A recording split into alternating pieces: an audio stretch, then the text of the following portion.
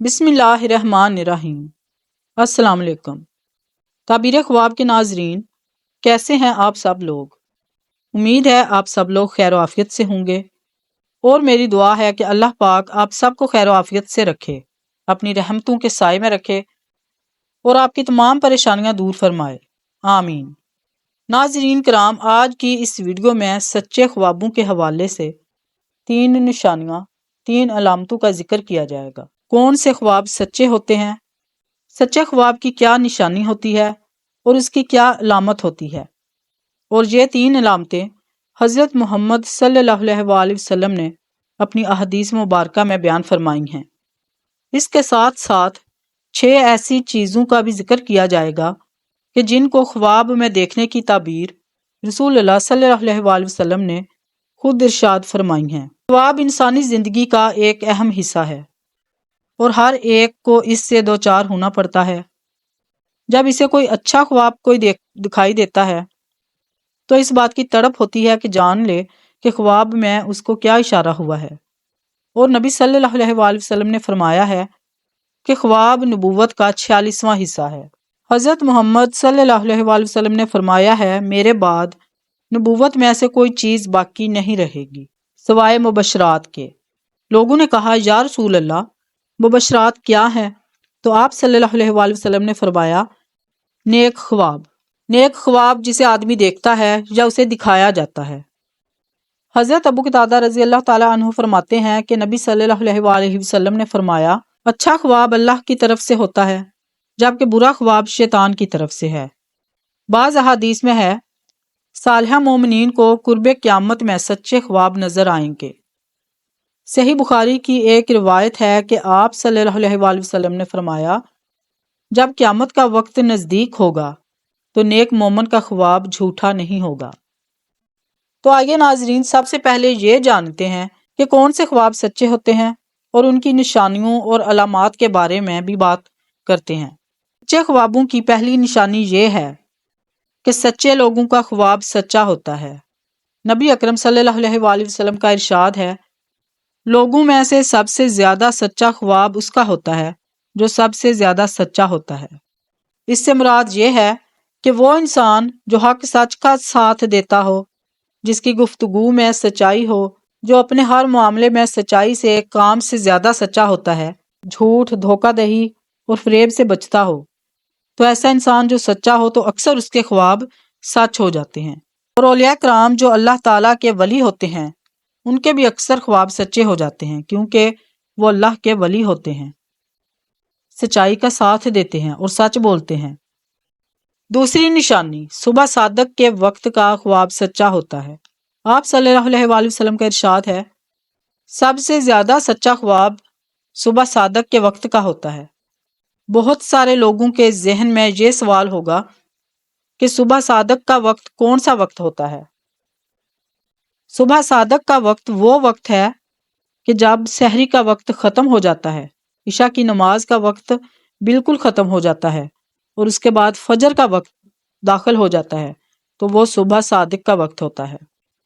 تو جب انسان رات کو سو رہا ہو اور صبح صادق کے وقت میں اس کو کوئی خواب نظر آئے تو وہ خواب سچا ہو سکتا ہے۔ تیسری نشانی، قیامت کے قریب خواب سچے ہوں گے۔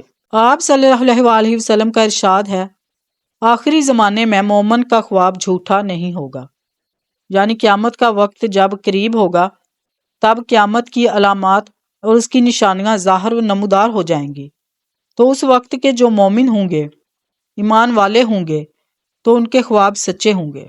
تو یہ تھی خواب کے سچے ہونے کی 3 علامتیں۔ اب ان 6 چیزوں کا ذکر کرتے ہیں کہ جن کو خواب میں دیکھنے کی تعبیر رسول اللہ صلی اللہ علیہ وآلہ وسلم نے خود ارشاد فرمائی ہے۔ خواب میں دودھ پینے کی تعبیر حضرت ابن رضی اللہ تعالی عنہ سے مروی ہے کہ نبی کریم صلی اللہ علیہ وآلہ وسلم نے ایک خواب میں بیان کیا، اس خواب میں نبی کریم صلی اللہ علیہ وآلہ وسلم نے دیکھا کہ میرے سامنے دودھ لایا گیا ہے، میں نے اسے پیا اور پی کر اس قدر سیراب ہوا کہ میں دیکھ رہا ہوں کہ اس کی سیرابی ناخن سے نکل رہی ہے۔ پھر ماندہ دودھ میں نے عمر کو دے دیا۔ لوگوں نے پوچھا کہ حضور اس کی کیا تعبیر بیان کرتے ہیں؟ حضور صلی اللہ علیہ وآلہ وسلم نے فرمایا، اس دودھ کو پینے کی تعبیر علم ہے۔ اس حدیث پاک کی وضاحت میں یہ ہے کہ جس قدر دودھ پیتا دیکھے اسی قدر علم سے مستفید ہوگا۔ خواب میں سفید لباس کو دیکھنا۔ حضرت عائشہ رضی اللہ تعالیٰ عنہ سے روایت ہے کہ حضور اکرم صلی اللہ علیہ وآلہ وسلم سے ورقہ بن نوفل کے بارے میں معلوم کیا گیا۔ حضرت ختیجہ رضی اللہ تعالیٰ عنہ نے کہا ہے کہ انہوں نے نبی کریم صلی اللہ علیہ وآلہ وسلم کی تصدیق کی تھی، لیکن ظہور نبوت سے قبل ان کا وصال ہو گیا تھا۔ حضور صلی اللہ علیہ وآلہ وسلم نے فرمایا، وہ خواب میں مجھے دکھائے گئے تھے تو ان پر سفید لباس تھا، اگر وہ دوزخی ہوتے تو ان کا لباس اس کے علاوہ ہوتا۔ اس حدیث کی وضاحت یہ ہے کہ سفید کپڑے میں ملبوس ہونے کی وجہ سے حضور اکرم صلی اللہ علیہ وآلہ وسلم نے ان کو ناجی شمار فرمایا۔ ناجی اس شخص کو کہتے ہیں جو جہنم کے عذاب سے بچا لیا جاتا ہے۔ اس سے معلوم ہوا کہ اگر کسی فوت شدہ انسان کو سفید لباس میں دیکھا جائے تو یہ اس کے نجات یافتہ ہونے کی علامت ہے۔ خواب میں شہد اور گھی کو دیکھنا۔ حضرت عمر رضی اللہ تعالیٰ عنہ سے روایت ہے کہ انہوں نے خواب دیکھا کہ ان کی 2 انگلیوں میں سے ایک انگلی پر شہد ہے اور دوسری انگلی پر گھی لگا ہوا ہے، وہ دونوں انگلیوں کو چاٹ رہے ہیں۔ نبی کریم صلی اللہ علیہ وآلہ وسلم نے تعبیر دیتے ہوئے فرمایا، اگر تم زندہ رہے تو 2 کتابیں یعنی تورات اور قرآن پڑھو گے اور اس کے عالم بنو گے، اور بعد میں ایسا ہی ہوا، وہ دونوں آسمانی کتابوں کے عالم بنے، یعنی قرآن پاک کے بھی عالم بنے اور تورات کے بھی عالم بنے۔ اس حدیث پاک کی وضاحت میں یہ ہے کہ شہد اور گھی کی تعبیر علم اور بھلائی سے کی جاتی ہے۔ چاند کو گرتے ہوئے دیکھنا۔ حضرت ابو بکر صدیق رضی اللہ تعالیٰ عنہ فرماتے ہیں کہ نبی اکرم صلی اللہ علیہ وآلہ وسلم سے پوچھا، تم میں سے کسی نے خواب دیکھا ہے؟ اس پر حضرت عائشہ رضی اللہ تعالیٰ عنہ نے فرمایا، میں نے دیکھا ہے، 3 چاند ہیں اور ہمارے حجرے میں گرے ہیں۔ حضور پاک صلی اللہ علیہ وآلہ وسلم نے فرمایا، اگر تیرا خواب سچا ہوا تو میرا خیال اس کی تعبیر کے حوالے سے یہ ہے کہ اس میں 3 افضلین اہل جنت مدفون ہوں گے۔ حضرت عائشہ رضی اللہ تعالی عنہا کے حجرے میں 3 افضل ترین ہستیاں دفن کی جائیں گی، اور پھر بعد میں یہ تعبیر سچ ہوئی۔ حضرت عائشہ رضی اللہ تعالی عنہا کے حجرے میں نبی کریم صلی اللہ علیہ وآلہ وسلم، حضرت ابو بکر صدیق رضی اللہ تعالی عنہ اور حضرت عمر رضی اللہ تعالی عنہ اس میں دفن ہیں۔ خواب میں کسی چیز کو پھونک مار کر اڑا دینے کی تعبیر۔ حضرت ابن عباس رضی اللہ تعالی عنہ سے روایت ہے کہ نبی پاک صلی اللہ علیہ وآلہ وسلم نے اپنا خواب بیان کرتے ہوئے فرمایا، دیکھا کہ میرے ہاتھ میں سونے کے کنگن رکھ دیے گئے ہیں جو مجھے بڑے گراں گزرے، اور اس نے مجھے رنج میں ڈال دیا۔ خواب ہی میں مجھے کہا گیا کہ میں اسے پھونکوں، چنانچہ میں نے پھونک ماری تو دونوں اڑ گئے۔ اس خواب کو دیکھنے کے بعد حضور پاک صلی اللہ علیہ وآلہ وسلم نے اس کی تعبیر یہ دی کہ 2 جھوٹے لوگ نبوت کا دعویٰ کریں گے لیکن ان کو ہلاک کر دیا جائے گا، اور پھر بعد میں ایسا ہی ہوا۔ ایک اسود انسا تھا جس نے نبوت کا دعویٰ کیا تھا، اسے فیروز نے یمن میں مار ڈالا تھا، اور دوسرا مسلمہ کذاب تھا جس نے نبوت کا دعویٰ کیا تھا، اور اسے اکرمہ رضی اللہ تعالی عنہ نے جہنم واصل کر دیا تھا۔ حضرت عبداللہ بن سلام سے روایت ہے کہ انہوں نے کہا کہ میں نے خود کو ایک باغ میں دیکھا، باغ کے درمیان میں ایک ستون ہے جس کی چوٹی پر ایک کندہ ہے، مجھ سے کہا گیا کہ چڑھو، میں نے کہا کہ میں چڑھ نہیں سکتا۔ پھر میرے پاس ایک خادم آیا تو اس نے میرے کپڑے تھامے، تب میں چڑھ گیا اور کندھے کو پکڑ لیا۔